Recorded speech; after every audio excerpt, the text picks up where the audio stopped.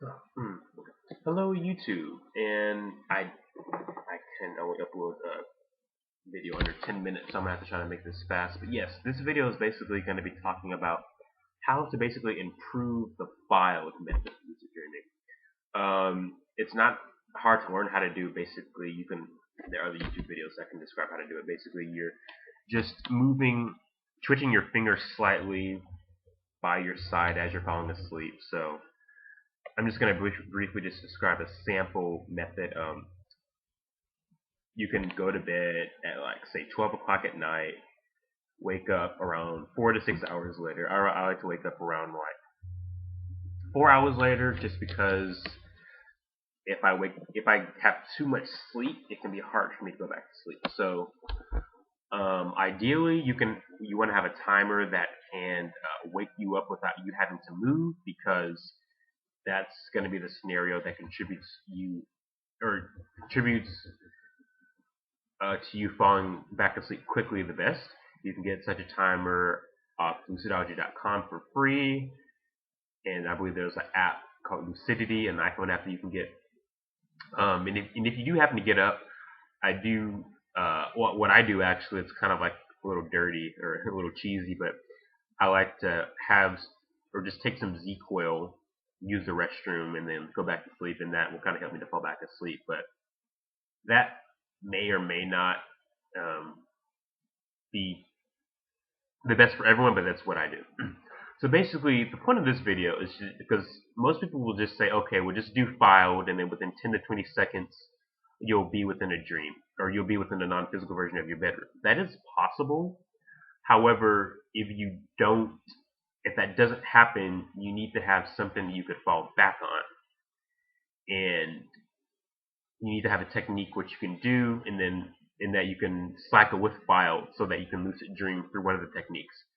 And one of the techniques that I like is just basically just to use a very simple visualization. So you can maybe just imagine. So when you first um, come to and begin the method, either the timer wakes you up and you don't move at all, and or you've gotten up out of your bed and you're getting back into bed and you begin to do the technique. I would recommend starting off with the visualization, because it kind of strengthens your subconscious first, and that's what you really want.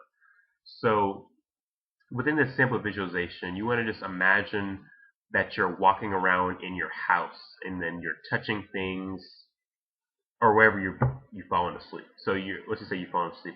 Most people wherever in their house or their apartment, but let's say you're falling, or you're in the visualization. You're imagining that you're walking around. You're feeling things. Let's say you're feeling against the wall. You're feeling the texture of the wall, seeing how it feels. Maybe you turn on the stove or something like that. You kind of put your hand near the fire. You kind of invoke the feeling of a sensation of heat.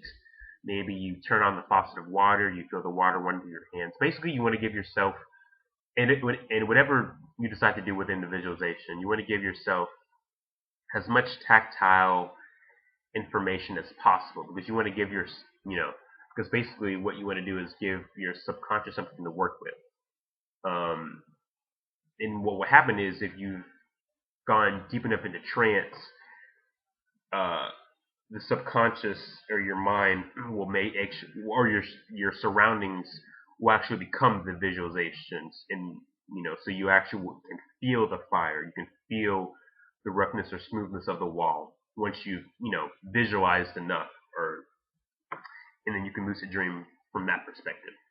And then you want to do the visualization for about a minute. And it doesn't matter when you initially do the visualization if you can actually see anything or feel anything, because that's not the point. Basically, visualizations within this manner, in which you're trying to wake and do lucid dream, the visualizations start out really as concepts in your mind. You don't really see what you're visualizing just yet. Basically, what you want to do is just have that intent, and then once you come back to the visualization within another cycle, it'll get deeper. That's okay. And then after you visualize for about a minute or so, basically you want to then do the FILD method. You do the FILD method for about a minute or so, and that'll give you a chance to just kind of take a break from the visualization and to daydream a little bit, and also to maybe the FILD method will actually work. Maybe you will actually slip into the non-physical version of your bedroom, and how to get out of that state. That's going to be a topic for another video, because sometimes you'll notice that you're stuck to your bed because you're in waking sleep paralysis. But that's something for another time. In another video, perhaps, if people watch this video and I make another one, etc. But basically, what you want to do is that the idea is to basically just keep on cycling, doing the visualization and doing FILD. Because when you start off doing the method, because sometimes it can happen that you do FILD and you do actually, within 10 to 20 seconds, you do enter into the non-physical version of your bedroom.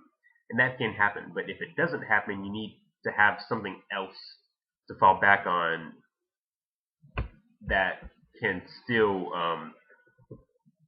basically increase the likelihood of you having a lucid dream. And basically, this is going to be using the concept of hypnotic fractionation, which is a concept that Nicholas Newport talks about in his Lucidology 101 system. And basically, the concept is it's describing the phenomena when when you go into trance, go out of trance, and then go back into trance, you can enter trance deeper than what you did before. So basically, as you cycle doing your visualization and then doing FILD, basically what this is that it's basically each instance of the technique is kind of like a trance. You visualize, that's kind of like one aspect of or part of the trance, and then when you FILD, it's like a different aspect. And as each cycle that you go through, rotating the two techniques, when you get to the next cycle, you'll go in a little bit deeper than what you did before. So by the time that you've maybe cycled the technique 3 to 4 times, either A, the visualization will take root in your subconscious, and then you'll actually can get sucked into a lucid dream through that perspective, because like your subconscious has strengthened your visualization enough to where the visualization becomes your surroundings, or either B, the FILD will take root and you will essentially be in the non-physical version of your bedroom. Now, you can either get up into the non-physical version of your bedroom with FILD. It may not work because you might be in waking sleep paralysis, as I described before. But yeah, so that's going to be a topic for another time. And I actually can't remember if I talked about timers yet. But ideally, you want to get a timer that you can, because once you go to sleep for about 5 hours, wake up. Ideally, you want to get a timer that can wake you up without you having to move, because that's going to bring about the scenario in which you could fall back to sleep the quickest. Because if you don't move after you've woken up, your body doesn't necessarily know if your mind is awake or not, so it can put you into waking sleep paralysis, because your body hasn't given it any signals to signify that it's awake. So, but if you don't, you can easily just I think I described it earlier in the video. You can just get up. I like to take some ZQL because that helps me to fall back asleep the fastest. That may not be the best for most people or for people at all, but it's what I do because I have issues going back to sleep. And then you can start the technique, and you'll still be pretty tired. So, and with the added help of ZQL, you can very easily fall back asleep, and then that's going to be the point where you then cycle the two techniques until one of them gives you lucidity. Alright, well that's going to be all for this video. Tell me how you guys liked it, if it was confusing, or what I maybe need to elaborate on in the future. And I'm also doing these techniques as I describe them. I think teaching is actually a good method in which to learn in the first place, and it's kind of why I'm uploading this video, but I digress. It is a good method that I have used before, and it can work for almost everyone. So that's it for this video. Stay tuned for the next video in the future. Thank you guys.